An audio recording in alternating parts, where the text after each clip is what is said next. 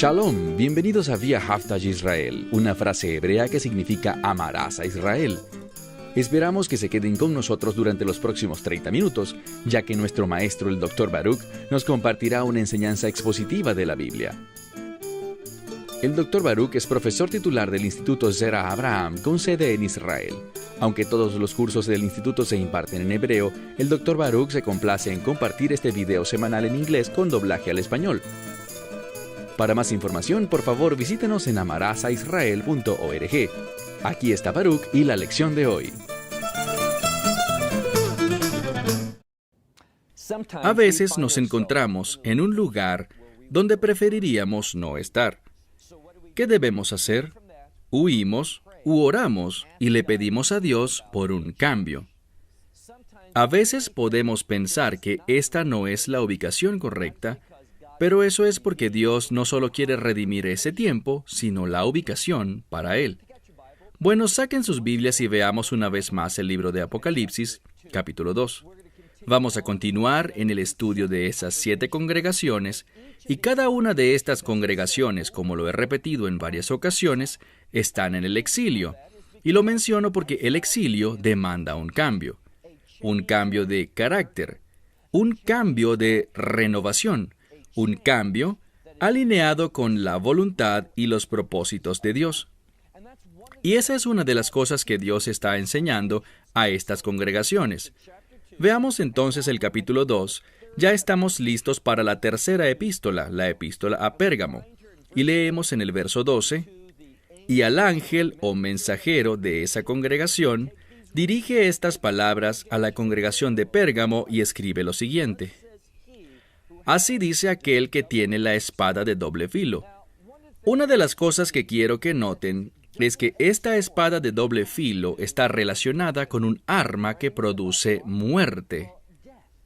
Y a veces la muerte es exactamente lo que necesitamos.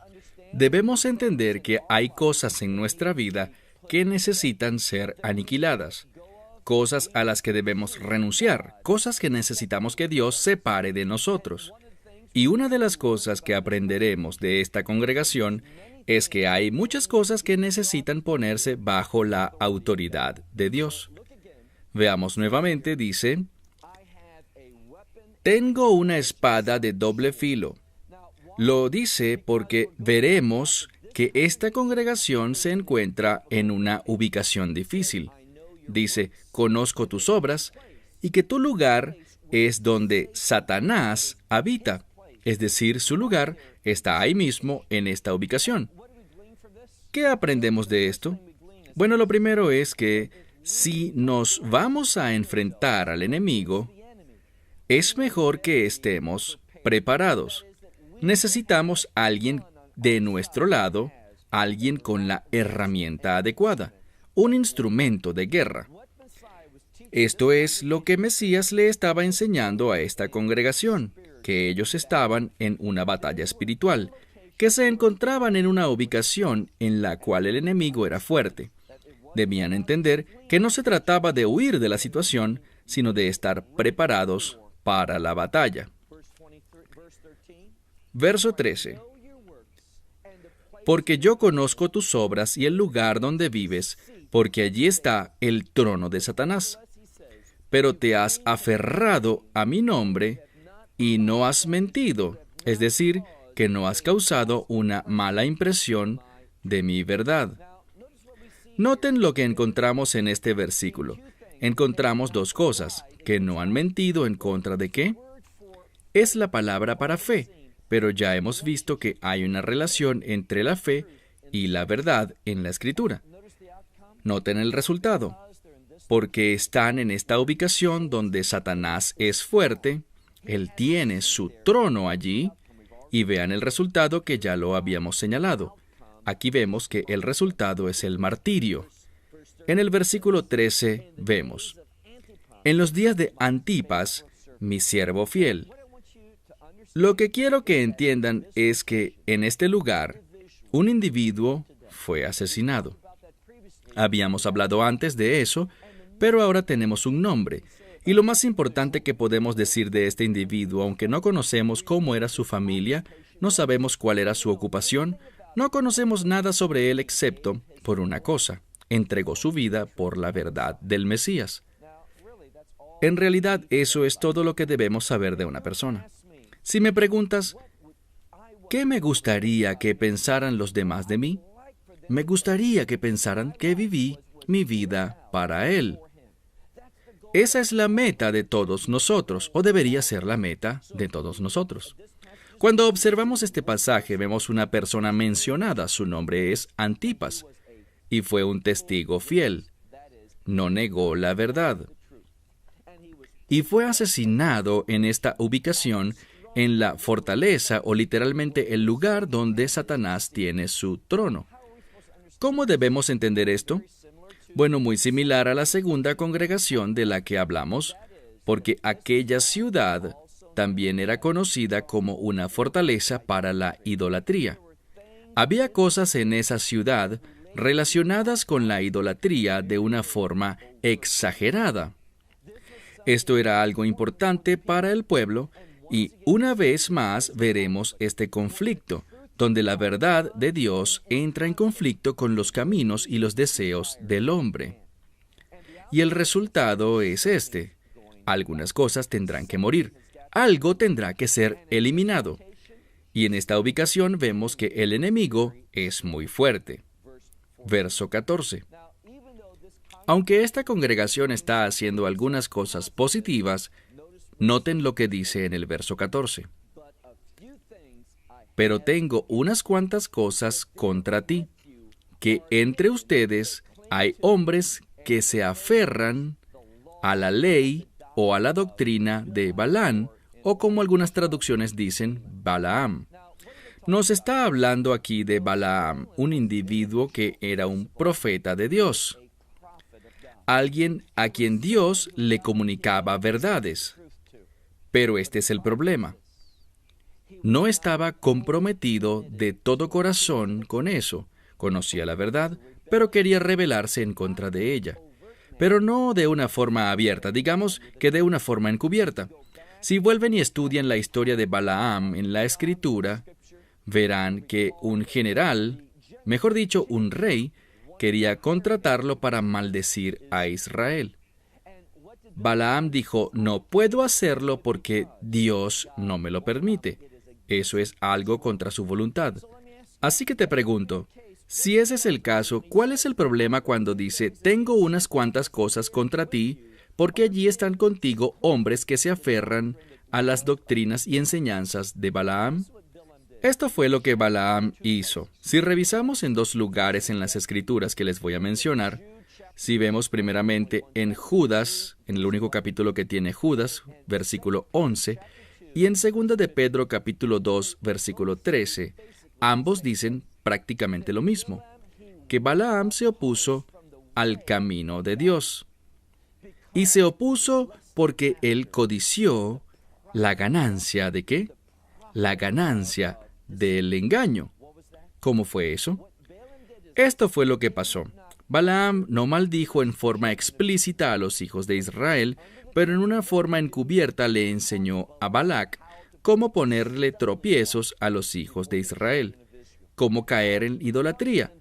Les enseñó a hacer cosas sencillas para establecer los deseos de la carne. Él sabía, como profeta, él tenía entendimiento y podía discernir la debilidad de Israel, y aprovechó de explotar esa debilidad. De esto se trata la doctrina de Balaam. En vez de fortalecer las cosas que están débiles, las explotó para su propio beneficio. Y lo que vemos aquí es que Dios aborrece esa práctica. Veamos el versículo completo, el verso 14. Pero tengo esto contra ti, que tienes allí a quienes toleran, en otras palabras, hombres que se aferran a la doctrina de Balaam, quien le enseñó a Balac, su rey, a poner tropiezo delante de los hijos de Israel, a comer de lo sacrificado a los ídolos y a fornicar. ¿Cuál fue el resultado de esto? Israel cayó en el pecado y en la disciplina de Dios, es decir, en su juicio. Este es el problema. Balaam fue un hombre que intentó cumplir sus objetivos, y al hacerlo, no quería presentarse como una persona impía. Y el problema es esa impresión falsa. ¿Somos transparentes en las cosas que hacemos? ¿Nos molestaría si Dios conociera las verdaderas motivaciones de nuestro corazón? Por cierto, Él las conoce todas. Él prueba los espíritus. ¿O somos como David, que dijo valientemente delante de Dios: Dios, pruébame, examíname, y ve si hay motivaciones erróneas, pensamientos inapropiados en mi corazón? David fue alguien que se abrió al escrutinio de Dios, mientras que Balaam pensó que podía salirse con la suya con su engaño. Avancemos al versículo 15. Dice: porque también hay quienes se aferran a la doctrina no solo de Balaam, sino una que ya hemos mencionado, esta palabra nicolaitas. Estos son personas que querían gobernar y conquistar, dominar a las personas. Y lo que estos dos individuos tenían en común es simple: eran egocéntricos. Estaban tratando de hacer lo que era mejor para ellos mismos según su criterio, en vez de rendirse y traer todo pensamiento cautivo a la voluntad de Dios. No estaban pensando: ¿cómo puedo ser usado para ser una bendición y dar aliento? ¿Cómo puedo ayudar a estas personas a convertirse más en lo que Dios quiere que sean, en vez de ponerles tropiezo para que caigan? Así, solo los veían como instrumentos para traer gloria y honor a sí mismos, en vez de traer gloria y honor a Dios. Así que en esta congregación tenían algunas cosas positivas, pero no tomaban en serio a todas las personas de allí, las personas que trabajaban duro en esa congregación. No practicaban la disciplina. No pensaban en aquellos que también afectaban y estaban en contacto con otros miembros de la congregación. No pensaban en ellos. Dios dice sobre esta gente: a esos yo aborrezco. Verso 16. Pero aún hay esperanza para esta gente. Bueno, y ya lo hemos mencionado: arrepentimiento. Que ellos se puedan arrepentir. Déjame contarte que cuando vienes delante de Dios y le dices: Dios, quiero que me permitas verme como tú me ves, una de las cosas que Dios te dejará muy claro será la necesidad de arrepentimiento, una necesidad de cambiar y de someterte a la autoridad de la palabra de Dios. Avancemos al verso 16. Dice: arrepiéntete, si no, vendré rápidamente a ti y haré guerra contra ti. Ahora imaginen esto. ¿Con quién está hablando? Con una congregación de creyentes. Pero entiendan esto: cuando tu vida está en conflicto con la verdad de la Escritura, te estás preparando a ti mismo para el juicio. No es por accidente aquí la forma en la que se revela el Mesías. Recuerda el patrón que siguen estas cartas. Una de las primeras cosas que vemos en cada una de estas epístolas es que Dios se manifiesta, es decir, Yeshua, el Mesías, se manifiesta en una forma diferente. ¿Cómo lo hizo en esta congregación? Bueno, retrocedamos hasta el versículo 12. Dice: este es aquel que sostiene en su mano una espada de doble filo. ¿Qué entendemos de esto? Un arma. ¿Por qué reveló este aspecto de su persona? Bueno, veamos el versículo 16. Dice: para aquellos que no se arrepientan, vendré y pelearé, o literalmente haré guerra en su contra con la espada de mi boca. Si nos adelantáramos a Apocalipsis 19, veríamos que cuando el Mesías regresa, una de las cosas que se dice de él es que va a traer juicio, traerá ira, y lo hará con la espada de su boca. Entonces, ¿les está hablando a creyentes ahora? ¿No dijimos eso? Le está hablando a una congregación. Y lo que está tratando de hacer es fortalecer a esa congregación. A veces eso implica una purga. El Mesías también habló de eso cuando habló del horno que refina. ¿Cuál es el resultado del refinamiento? Es la remoción de las impurezas. Vean el contexto. Antes de que nos preocupemos y pensemos que la Escritura dice algo que no es cierto, veamos lo que dice aquí en el verso 16. ¿Qué es lo primero que leemos en respuesta? Arrepiéntete. Ya hemos hablado de esto. Los verdaderos creyentes, cuando entran en conflicto con la palabra de Dios y son convencidos de eso, se arrepienten rápidamente. Ellos quieren ver que sus vidas se alinean con la verdad de Dios. Lo que dice aquí es que aquellos que no se arrepientan, dice, yo vendré pronto. Si no hay arrepentimiento, no es un creyente, es un falso testigo, un testimonio falso, un hermano falso. Dice entonces, vendré rápido y haré guerra contra ti con la espada de mi boca. Verso 17. Porque aquel que tiene oídos, que oiga lo que el Espíritu dice a las congregaciones. Noten esta declaración importante. En el versículo 17 dice, a aquel que venza. No pierdan de vista esto. Hay una conexión aquí entre el vencer y lo que acabamos de hablar, arrepentirse. Para que yo pueda ser una persona que tiene victorias, que vence, deberá pasar un cambio en mí. Y hay una estrecha relación entre el arrepentimiento y el vencer. Solo cuando haga ciertos cambios en mi vida es que podré experimentar la victoria que Dios quiere que experimente. Dice en el versículo 17, al que venza, le daré de comer el maná oculto. ¿Qué es el maná oculto? Hay dos interpretaciones principales de esta frase. Sabemos que la Escritura nos enseña en el libro de Hebreos que una de las cosas que hizo Dios fue poner una vasija con maná dentro del arca del pacto. El propósito de esto era mostrar una relación. Solo cuando somos alimentados por Dios con este maná, este alimento sobrenatural, podremos obedecer lo otro que está en el arca del pacto, los mandamientos de Dios. Vemos una relación entre Dios alimentándonos con su palabra y nuestra habilidad para observar, caminar en y obedecer los mandamientos. Hay una conexión entre la nutrición y la obediencia.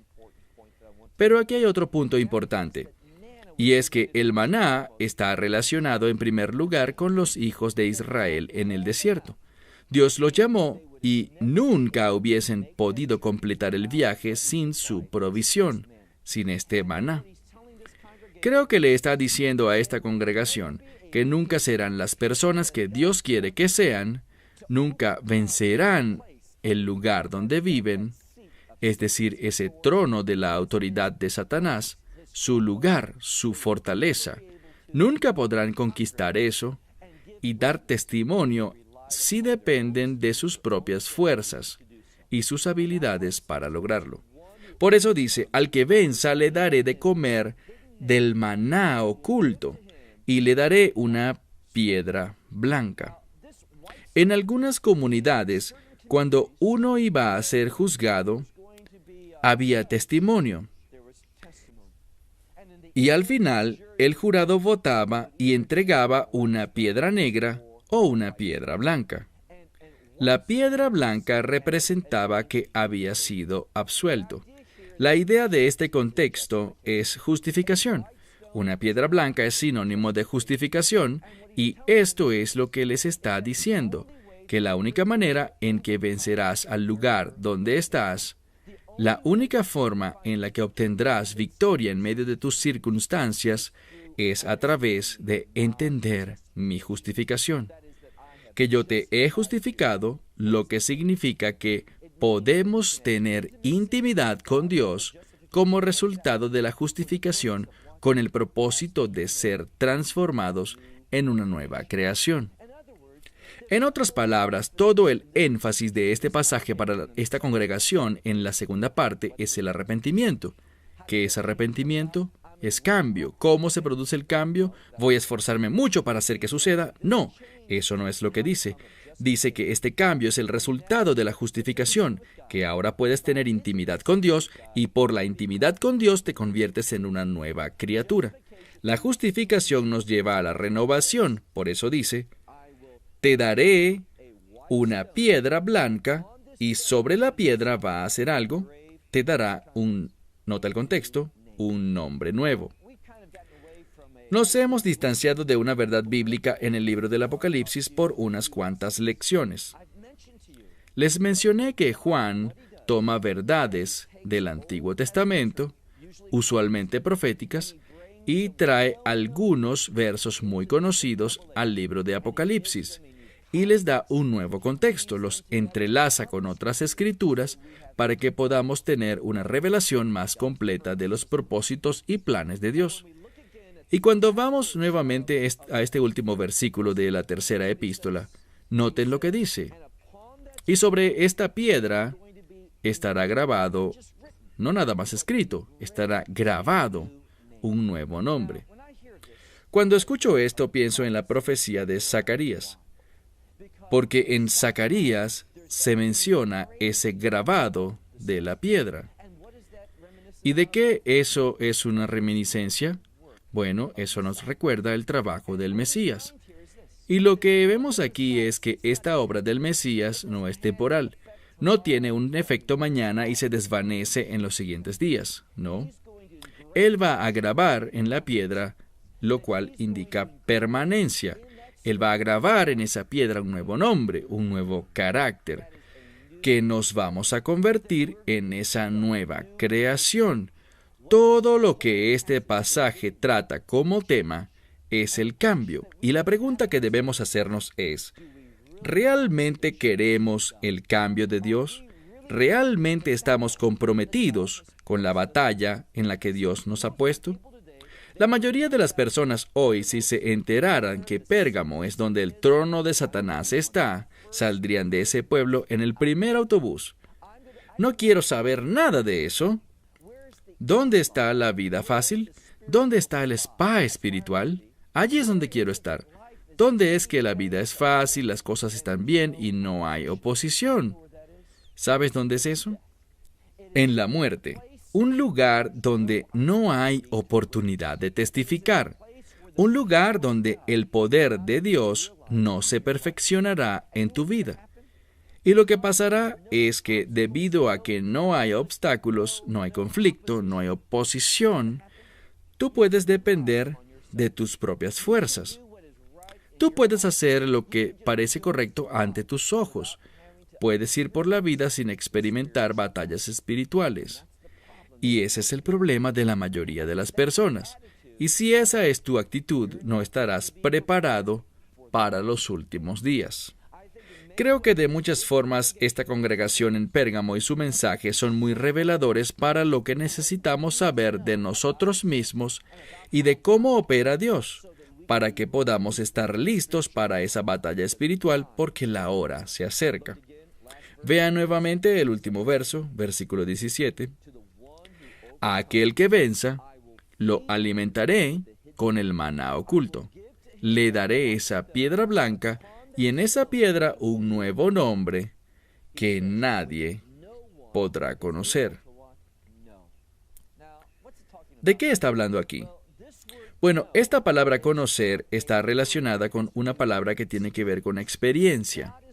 Dios va a darnos una nueva identidad que nadie más puede conocer excepto el que la recibe.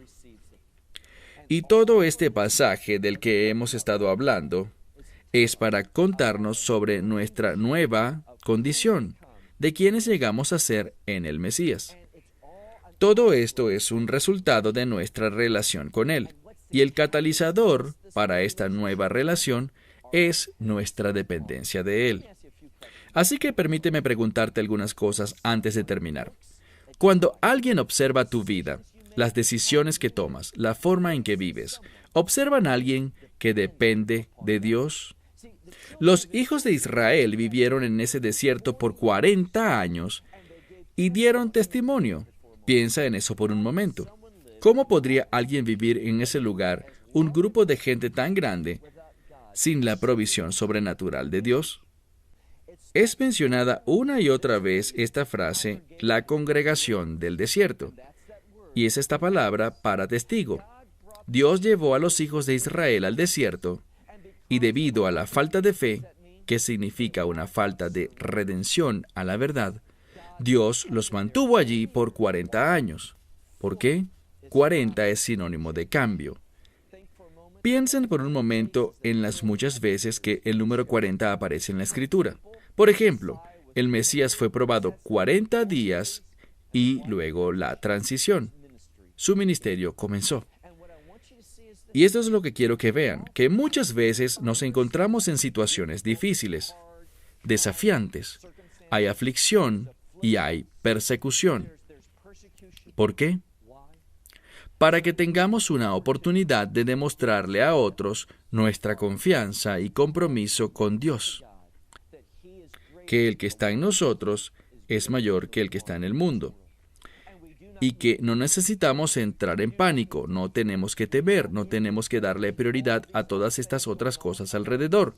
Solo necesitamos recordar la conclusión de esta carta.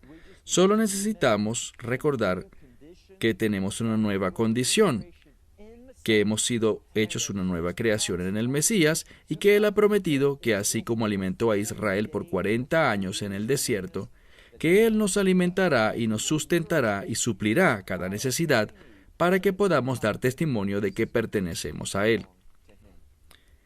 Y esa actitud es una gran arma en contra del enemigo. Satanás nunca podrá derrotar a quien confía en el Señor. Bueno, se me acabó el tiempo. Hasta la próxima semana cuando continuaremos nuestro estudio sobre el libro de Apocalipsis. Esperamos que te hayas beneficiado del mensaje de hoy y lo compartas con otros. Por favor, haz planes para unirte a nosotros cada semana en este momento y en este canal para otra transmisión de amarazaisrael.org. Nuevamente, para obtener más información sobre nosotros, visita nuestra web amarazaisrael.org, donde encontrarás muchas otras conferencias de Baruch en formato de video. Hasta la próxima semana. Que el Señor te bendiga en Yeshua HaMashiach, Jesús el Mesías, mientras caminas con Él. Shalom desde Israel.